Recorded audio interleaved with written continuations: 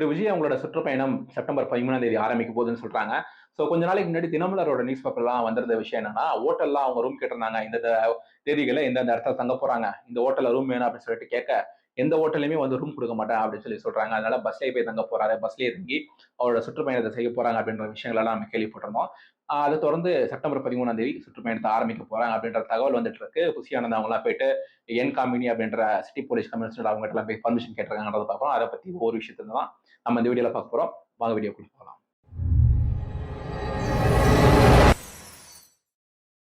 So இந்த விஷயத்தை ஆரம்பிக்கிறதுக்கு முன்னாடி நம்ம சேனலுக்கு புதுசாக சப்ஸ்கிரைப் பண்ணிக்கோங்க, உங்க ஃப்ரெண்ட்ஸுக்கு ஷேர் பண்ணுங்க.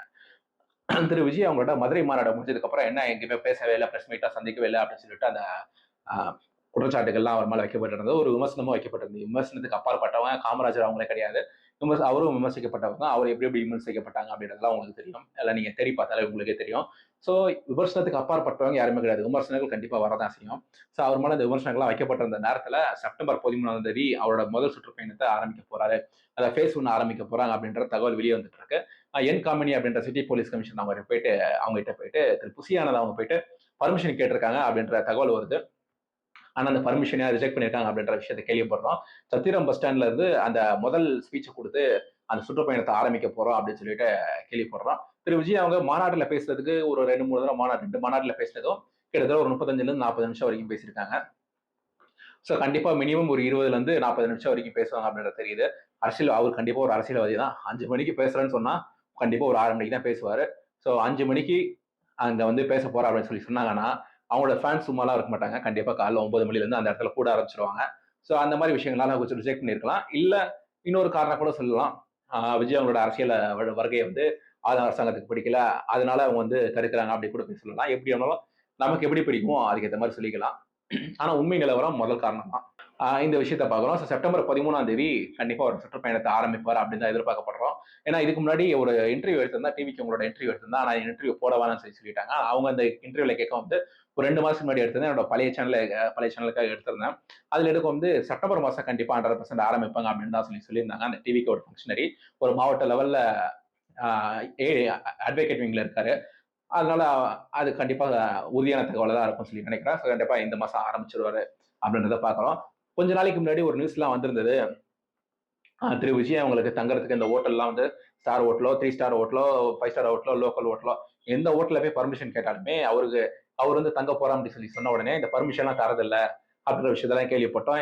ஏன்னா வந்து அவர் இந்த ஹோட்டல்ல போய் தங்குறாரு அப்படின்னு சொன்னா அந்த ஆளும் அரசாங்கத்துக்கு வந்து இந்த நெருக்கடிகள்லாம் கண்டிப்பா வரும்னு பயந்து தரமாட்டாங்க அப்படின்ற விஷயம்லாம் நம்ம கேள்விப்படுறோம். இது கண்டிப்பா உண்மையா இருக்கலாம், இல்லாமலும் போகலாம்.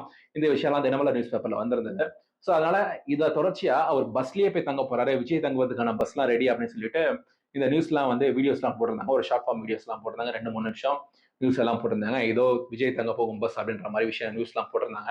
இந்த சுற்றுப்பயணம் திரு விஜய் அவங்களுக்கு ரொம்ப முக்கியமா இருக்கும். ஏன்னா தேமுதிகவோட கேப்டன் பிரபாகரன் அவங்க கிட்ட போயிட்டு கேட்கறாங்க. மதுரையில அவரும் வந்து ஒரு மீட்டிங் முடிச்சுட்டு பிரஸ் மீட்ல சொல்றாரு. பிரஸ் மீட்ல சொல்ல வந்து திரு விஜய் அவங்கள பத்தி எல்லா கதவும் எங்களோட கூட்டணி கதவு எல்லா கதவும் ஓப்பன்ல தான் இருக்கு. திரு விஜய் அவங்களோட சுற்றுப்பயணத்தெல்லாம் பார்க்கும்போது மக்களோட எழுச்சியெல்லாம் பார்க்க வந்துதான் அவரு கூட கூட்டணி வைக்க முடியுமா அப்படின்ற விஷயத்தெல்லாம் இன்டைரக்டா அவர் சொல்லியிருந்தாரு. நாங்க அவர்கிட்ட கூட்டம் வருதா இல்லையா, அவருக்கு மக்கள் கிட்ட எப்படி வரவேற்பு இருக்கு, இதெல்லாம் பார்த்துதான் நாங்க முடிவு பண்ணுவோம் அப்படின்ற மாதிரி இன்டைரக்டா அவர் சொல்லியிருந்தாரு. அதை பிரஸ் மீட்லாம் இருக்கு பாருங்க.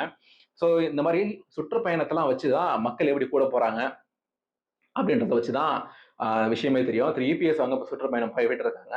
ஒரு தெருவுக்கு போறாங்கன்னா ஒரு தெரு பக்கத்து தெரு அந்த மாதிரி ஒரு ஏரியா மட்டும் ஃபில் ஆகுது. அந்த மாதிரி ஒரு கூட்டம் வருதுன்றத பாக்குறோம். சரி இவங்களுக்கு எந்த அளவு கூட்டம் வருது அப்படின்றதெல்லாம் பொதுமக்கள் எத்தனை பேர் வராங்க. இப்போ ஒரு 2 மாநாடு போட்டிருந்தாங்க. 2மே முன்னா அறிவிக்கப்பட்டது. இந்த இடத்துல பிக்சர்னு சொல்லி வச்சிருந்தாங்க.